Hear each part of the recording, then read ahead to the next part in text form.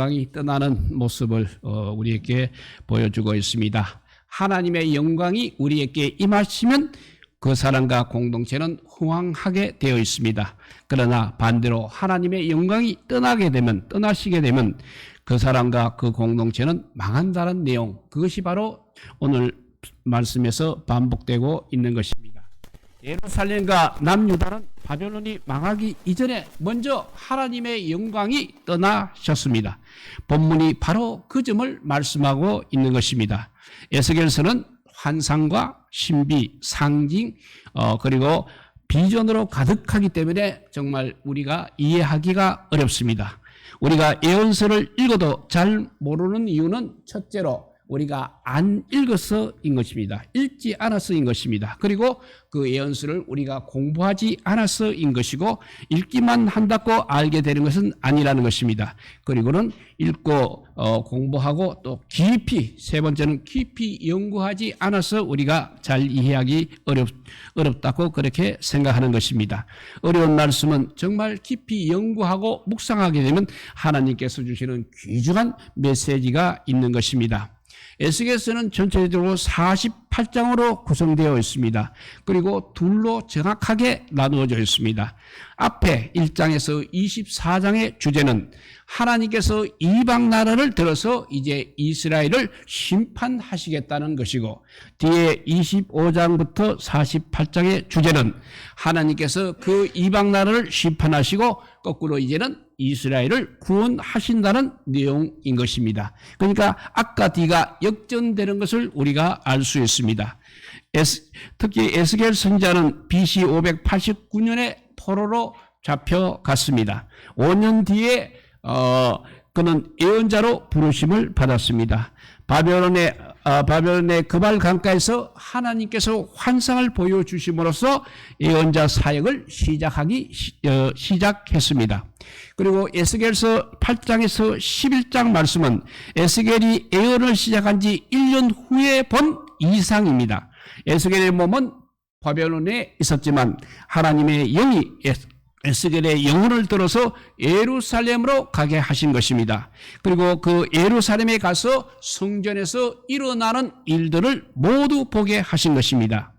그 예루살렘의 성전에서는 장로와 제사장들이 우상을 숭배하고 있었습니다. 그리고 여인들은 다무스라는 신을 위하여 애국한 모습, 그것도 보여주셨습니다.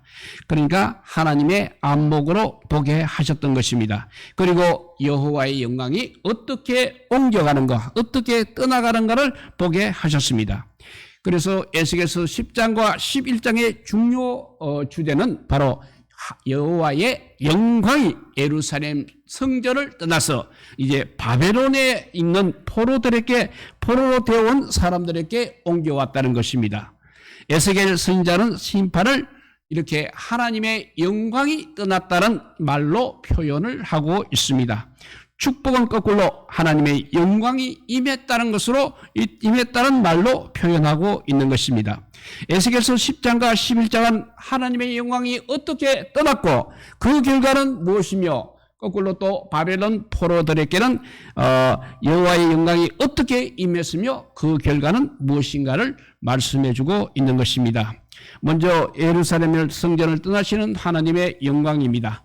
에스겔서 10장 3절과 4절을 보면 그 사람이 들어갈 때 그룹들은 성전 우편에 섰고 구름은 안뜰에 가득하며 여호와의 영광이 그룹에서 올라 성전 문지방에 임하니 구름이 성전에 가득하며 여호와의 영화로운 강체가 뜰에 가득하였고 라고 기록이 되어 있습니다. 집안도 여호와의 영광이 임한 집안은 환하게 되어 있습니다. 반대로 여호와의 영광이 떠난 집안은 항상 어두운 것입니다. 그러니까 그 집안의 영적 분위기를 말하고 있는 것입니다. 빛이 있는 가정은 화목합니다. 성도의 가정에 여호와의 영광이 항상 임하여 빛이 있으시기를 바랍니다. 또 하나님의 영광이 오늘 보니까 성전에 성전 뜰에 비추었다고 했습니다. 지성소에 계셔야 하는 하나님의 영광이 이제 왜 뜰까지 나와서 비추는 것입니까? 그리고 왜 북쪽으로 가지 않고 또 남쪽으로 옮겨가고 있는 것입니까? 하나님의 영광이 성전 우편으로 왔습니다. 성전 우편이 바로 남쪽이라는 것입니다. 북쪽에 하나님의 질투심을 유발하는 투기의 우상이 서 있기 때문에 그렇게 남쪽으로 왔습니다. 가정스러운 물건이 이렇게 북쪽에 서 있습니다. 그러니 하나님의 영광이 그 북쪽에서부터 멀어져 남쪽으로 갔다는 것입니다. 우상이 있는 곳에는 절대 하나님의 영광이 머무르지 않는다는 것입니다. 우리 집안에 우상이 있으면 버리시기를 바랍니다. 그래서 이사야서 42장 8절에 하나님께서 이렇게 말씀하셨습니다. 나는 여호와니 이는 나의 이름이라.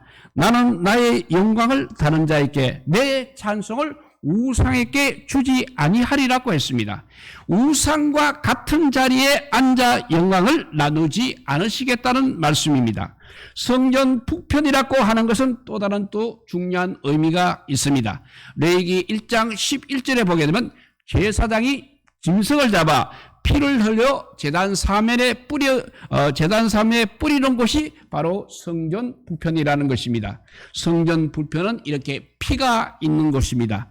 그것에 그들이 두 개의 우상을 세웠다는 것입니다. 그 의미는 바로 복음을 변질시켰다는 것입니다.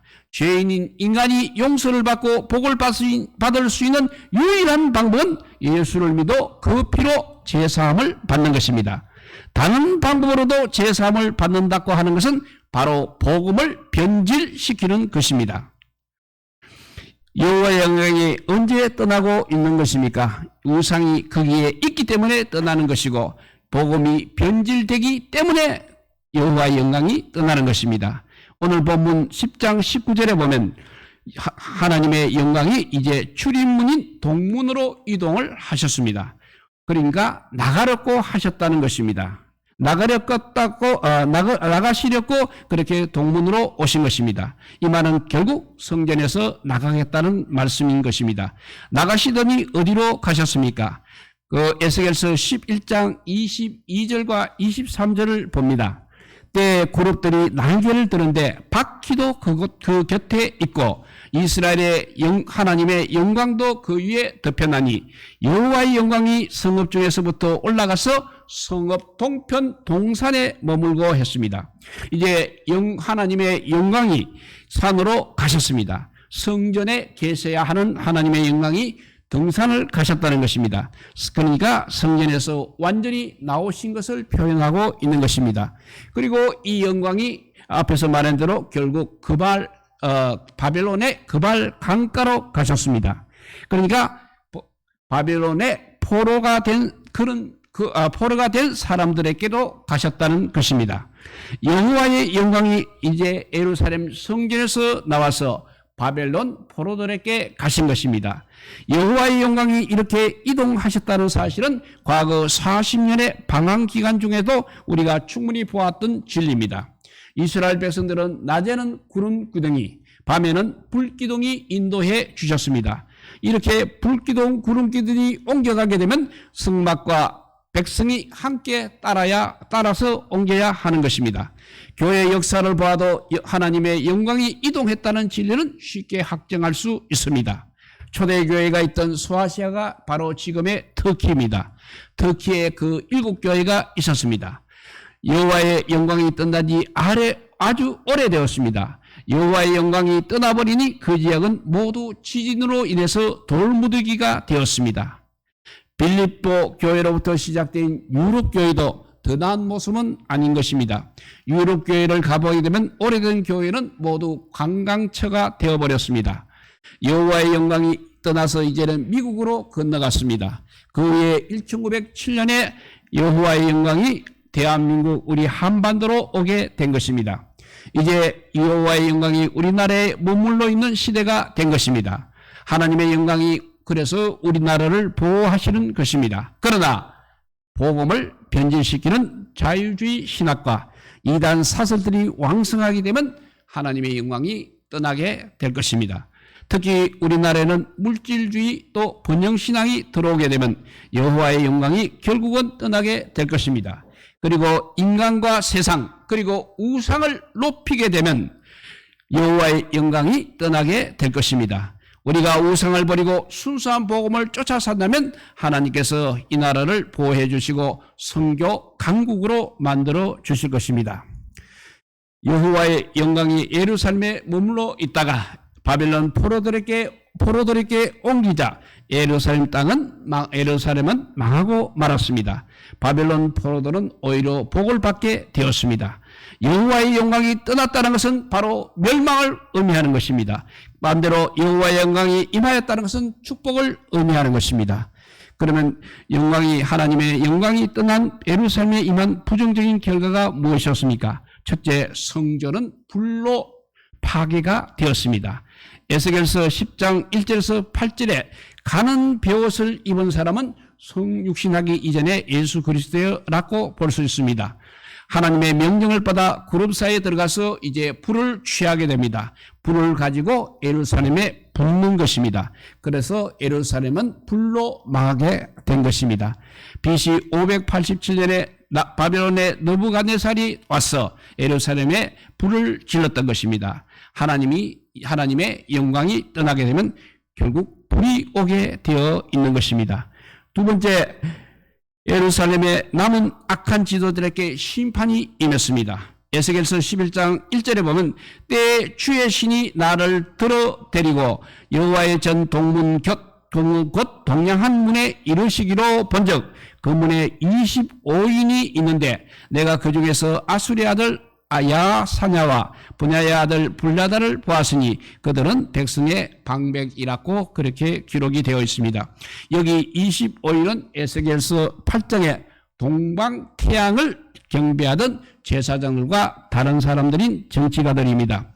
그리고 11장 2절에 보면 정치가들은 불의를 품고 악한 길을 베푸는 자들이었습니다.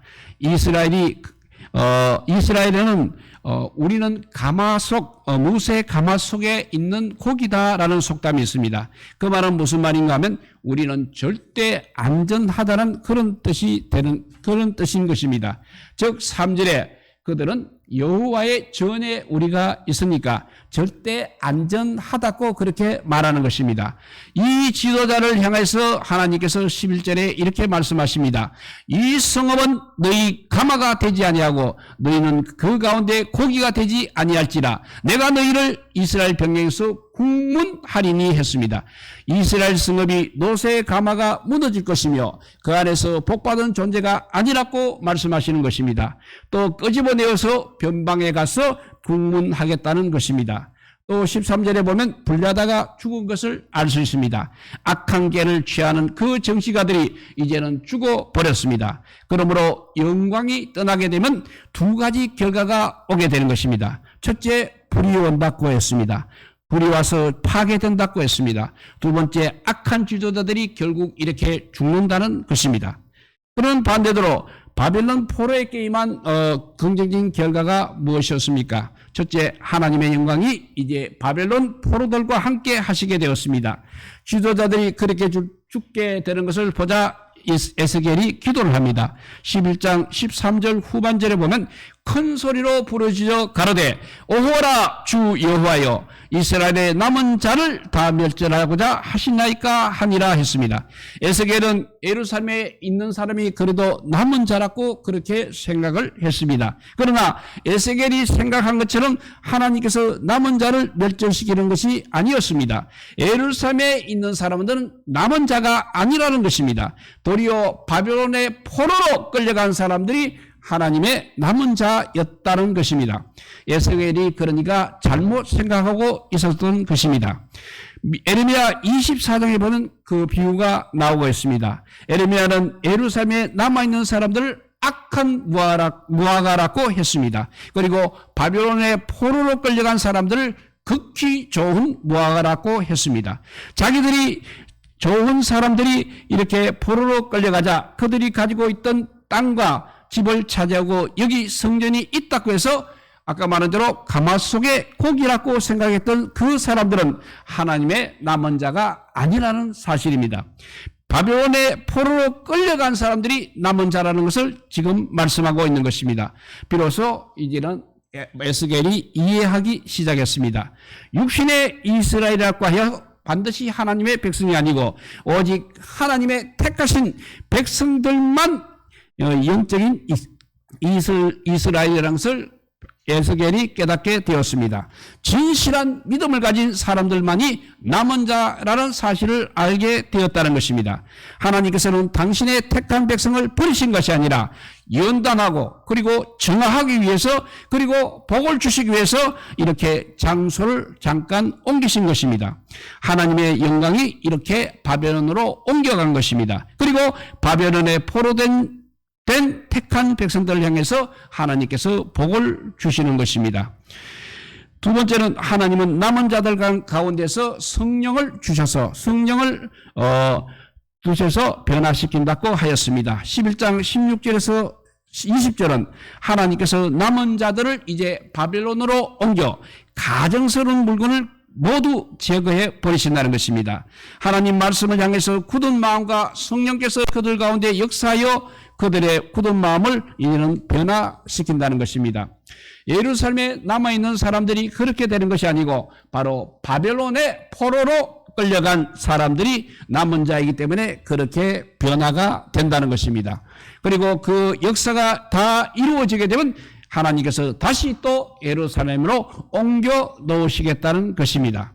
하나님의 영광이 떠나면 멸망인 것입니다. 하나님의 영광이 함께 있으면 하나님께서 그들 가운데 성소가 되시겠다는 것입니다. 성령께서 역사하셔서 사람들의 마음이 변화되고 우상을 버리는 역사는 이때부터 시작이 되어 신약시대 그리고 지금까지도 계속되고 있는 것입니다. 우리에게도 성령께서 우리 마음에 역사하여 우상을 버리게 되고 복이 오는 것을 경험하게 되는 것입니다. 이 놀라운 축복을 가리켜서 새 언약이라고 말씀하고 있는 것입니다. 에레미야서 31장 31절에서 34절과 요엘서 2장 28절과 38절에 동일한 내용이 기록되어 있습니다. 새 언약은 결국 바벨론 포로 시대부터 시작이 되었습니다. 마침내 신약 시대에 예수 그리스도를 믿는 우리에게 새 언약의 중보이신 예수 그리스도로 말미암아 이루어지게 된 것입니다. 에스겔은 인간적인 관점만 가지고 있었던 사람입니다. 그래서 인간적인 관점에서 보게 되면 예루살렘에 있는 사람들이 복을 받은 사람들이고 바벨론의 포로로 끌려간 사람은 인간적으로 보면 그렇게 안타까운 사람들이라고 생각을 했습니다. 그러나 하나님의 관점에서 예루살렘에 있는 자들은 극히 악한 무화과 같고 바벨론 포로로 끌려간 사람들이 오히려 좋은 무화과가 될 것이라고 말씀하고 있는 것입니다. 이렇게 사람의 관점과 하나님의 관점이 다른 경우가 많습니다. 웃는 사람이 복이 있습니까? 아니면 우는 사람이 복이 있습니까? 성경에서는 애통하는 자가 복이 있다고 말씀하고 있습니다. 하나님 앞에서 우는 사람이 복이 있다는 것입니다. 그 사람들이 나중에 큰 복을 받는다는 것입니다. 그러면 부자가 복이 있는 것입니까? 아니면 가난한 자가 복이 있는 것입니까? 성경은 가난한 자가 복이 있다고 말씀합니다. 가난하면 도와줄 분이 하나님밖에 없음을 알고 기도하기 때문인 것입니다. 그러므로 우리는 인간의 관점으로만 자신과 교회와 세상을 보아서는 안 된다는 것입니다. 우리의 영안이 눌려서 여호와의 하나님의 관점으로 보시기를 바랍니다. 사람들이 아무리 환영하고 칭찬할지라도 하나님께서 그렇지 않다고 하면 아무 소용이 없는 것입니다. 그러나 사람들이 아무리 싫어하고 핍박해도 하나님께서 칭찬하시면 그것이 큰 복이 되는 것입니다. 우리 모두 하나님의 영광이 임하는 성도들이 되셔서 하늘의 복을 받는 성도들이 되시기를 우리 주님의 이름으로 축복드립니다. 기도하겠습니다. 사랑의 하나님 감사합니다. 어려운 시대에 우리가 살고 있지만 그래도 주님의 복음을 붙잡는 사람 되게 하여 주시고 하나님의 영광이 아버지 머무는 아버지 임하는 우리 성도들이 되게 하여 주시옵소서. 마지막 시대에 정말 하나님께 쓰임받을 수 있는 도구로 성장하기 위해서 연단은 받을지언정 하나님을 떠나는, 하나님의 영광이 떠나는 불량한 사람은 되지 않게 하여 주시옵소서. 이 시간 예배하는 우리 모두에게 정말 하나님의 영광이 머물게 하여 주시고 하나님의 영광을 찬양하는 믿음의 사람들이 다 되게 하여 주시기를 간절히 빌고 원하올 때 우리 구주 예수 그리스도 이름으로 기도드리옵나이다. 아멘. 우리